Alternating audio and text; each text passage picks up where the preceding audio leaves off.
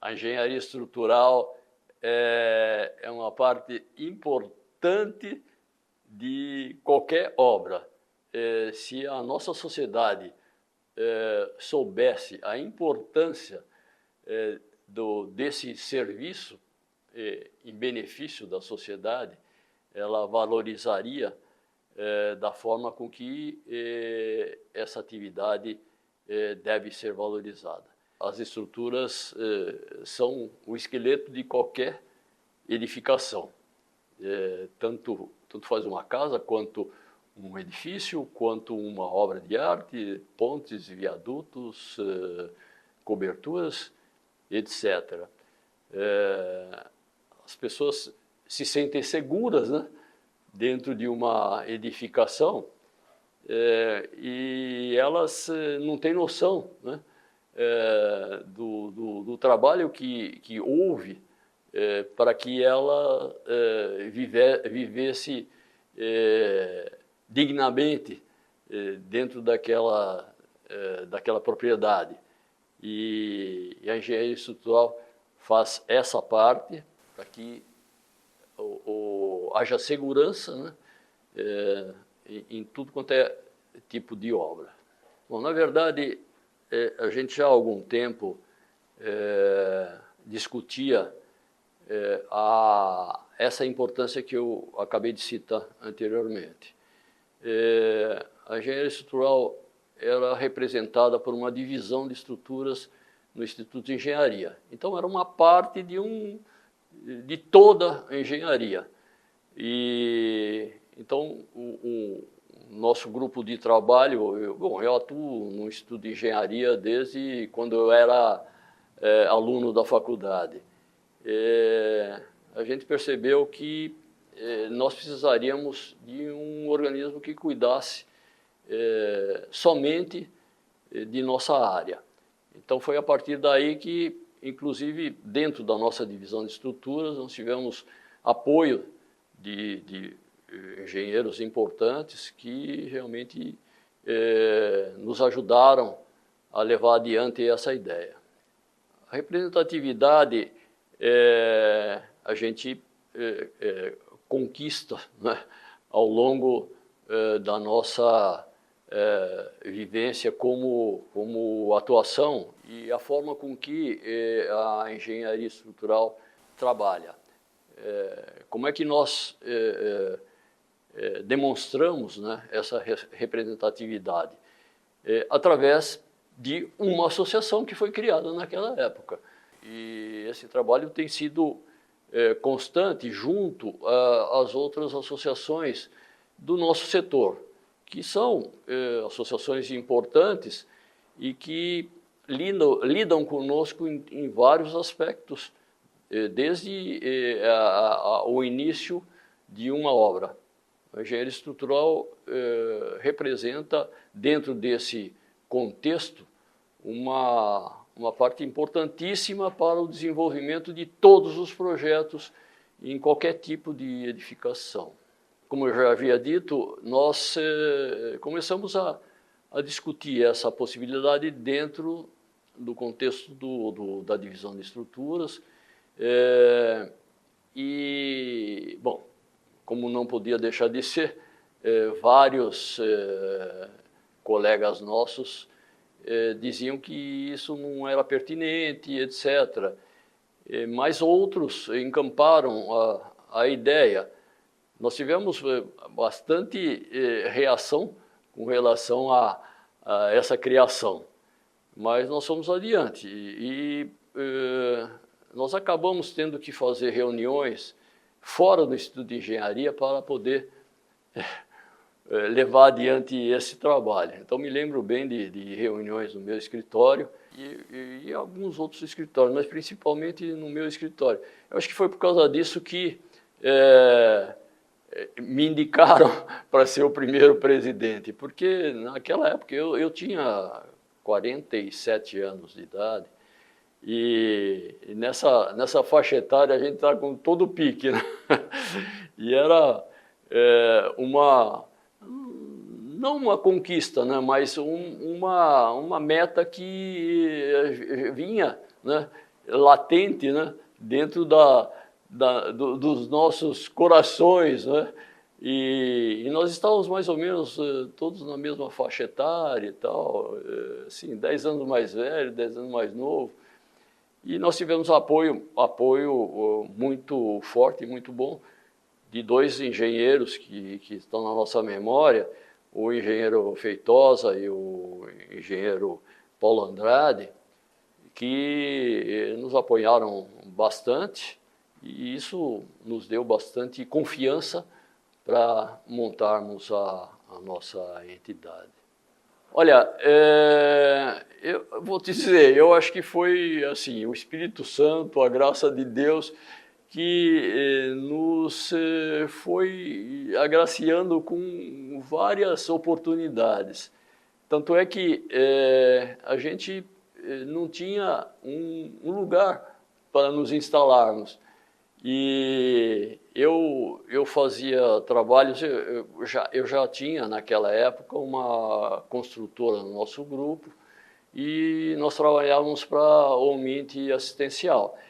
E a diretoria da Omint tinha comprado uma casa na rua onde eles tinham a sede e eles falaram para mim, ó, nós não vamos usar essa casa por um bom tempo. Você não quer usar a casa? Eles sabiam que nós tínhamos fundado a ABS e, bom, nos instalamos nessa casa e ficamos lá uns bons anos, graças a Deus, você vê.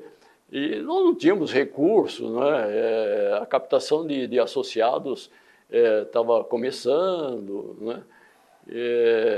Então esse início foi assim, o atribulado foi mais em função daqueles que não queriam que a gente levasse adiante a nossa ideia.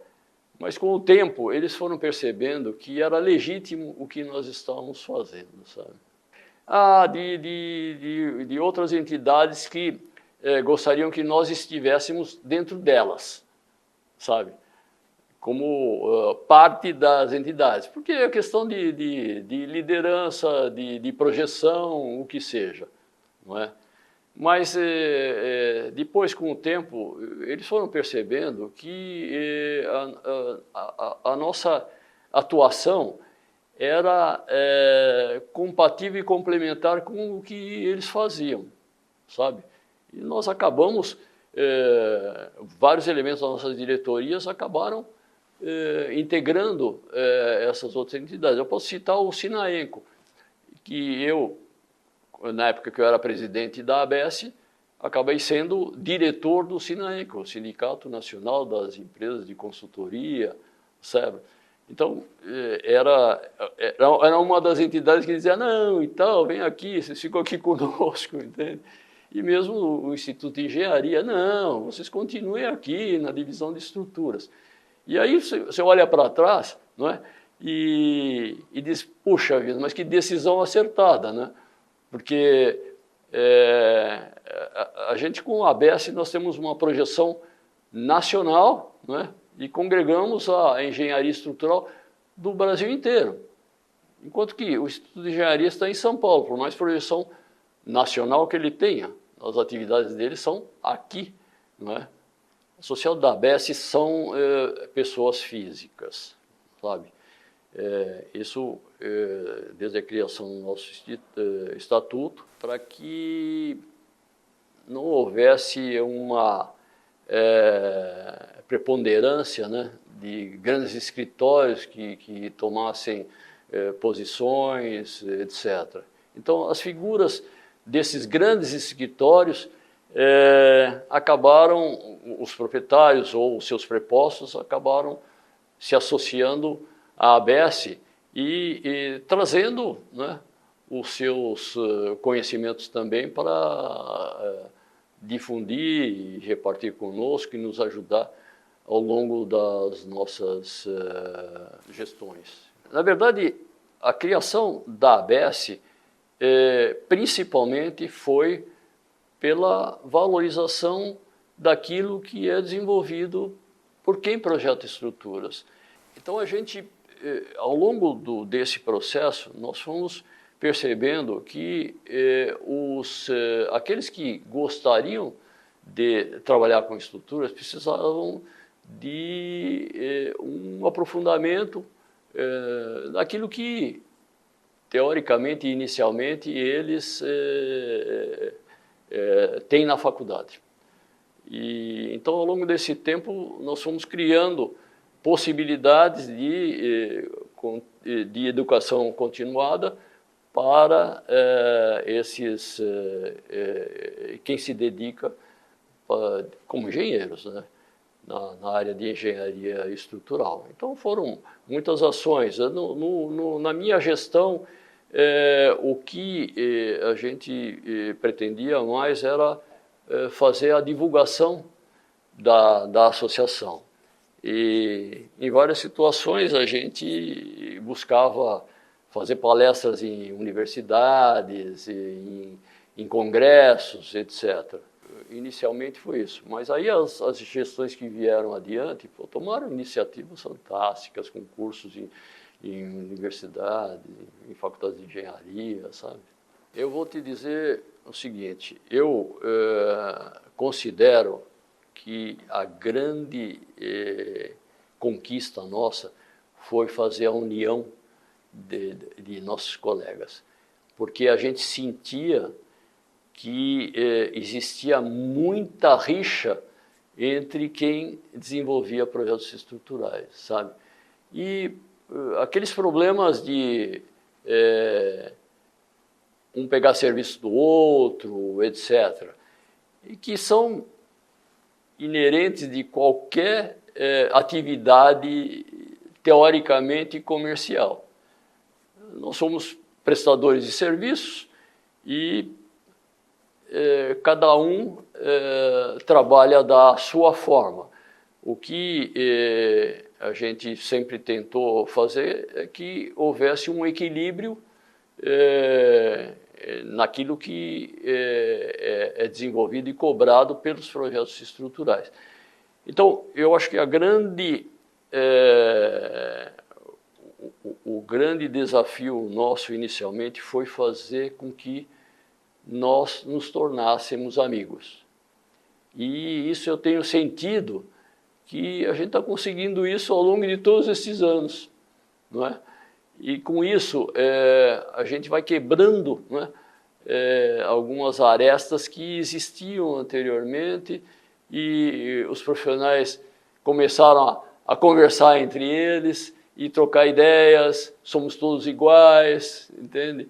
E a gente trabalha para o mesmo fim, e o nosso fim, no final das contas, é a nossa sobrevivência e nós trabalhamos para o bem-estar do próximo. Na verdade, no final das contas é isso. Nós estamos aqui para servir ao próximo, né? Eu sou católico e eu trabalho muito a questão da espiritualidade nos negócios. E para mim isso faz uma diferença enorme, porque quando você se torna amigo do próximo, reconhecendo ele como um ser humano como você trabalha para o bem comum, não é? E eu acho que essa tônica já está arraigada na nossa comunidade. Eu acho que a principal importância é esta. E o que eu queria destacar é que todos que venham daqui para frente, que eles entendam que a continuidade dos nossos trabalhos tem tudo a ver com aquilo que foi desenvolvido anteriormente. Tanto é que a gente não tem, assim, vai haver eleição, não tem montagem de chapa divergente, é uma chapa só para que a gente tenha continuidade. Não tem muito sentido a gente ficar brigando entre nós. Justamente por isso, porque nós somos todos amigos e caminhamos na mesma direção, né? Estava dia e noite, fim de semana, não tinha não tinha folga, porque nós tínhamos muito trabalho, muito trabalho. Mas ao longo do tempo, o meu escritório fez 50 anos no ano passado. Ao longo do tempo, nós tivemos muitos problemas com a economia do nosso país. E a quantidade de projetos caía drasticamente. Sofremos demais, realmente, mas nas épocas boas a gente recuperava e, bom, continuava mantendo. Na verdade, a gente começa a comparar, né, o que acontece aqui com os países mais desenvolvidos. O que nos falta é realmente estabilidade. E isso a gente não tem esse sentimento, sabe? Eu atuo em outras áreas e a influência das políticas públicas, elas fazem muita diferença naquilo que a gente desenvolve no nosso trabalho particular, sabe? Então a ingerência daquilo que acontece com relação às imposições governamentais, tipo tributos, e mesmo, não é, a questão da inflação no nosso país tem prejudicado demais a nossa economia como um todo, não é?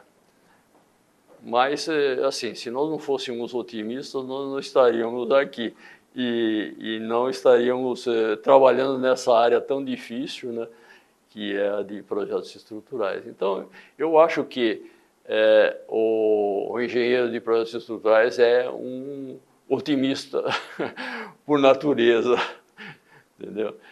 Porque ele sempre considera que vai ter um projeto para desenvolver.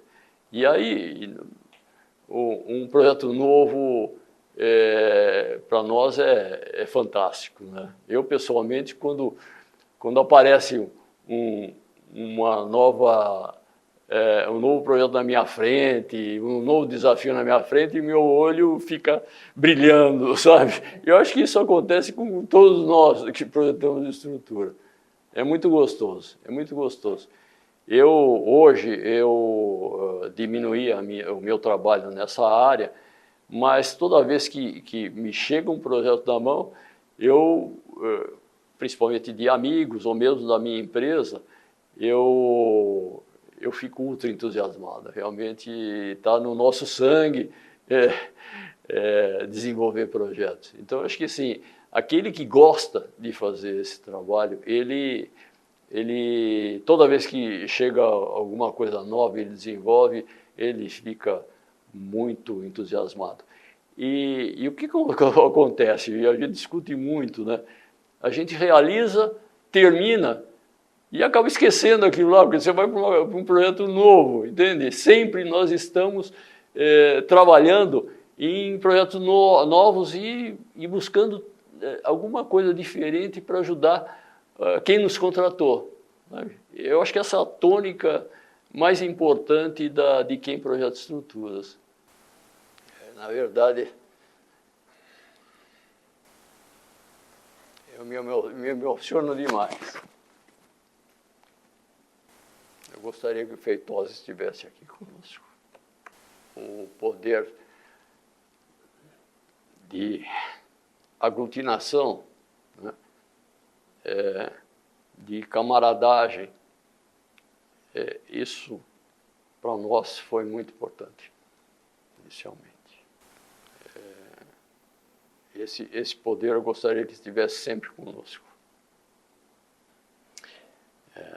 Agora a gente vê um grupo seleto de associados, presidentes,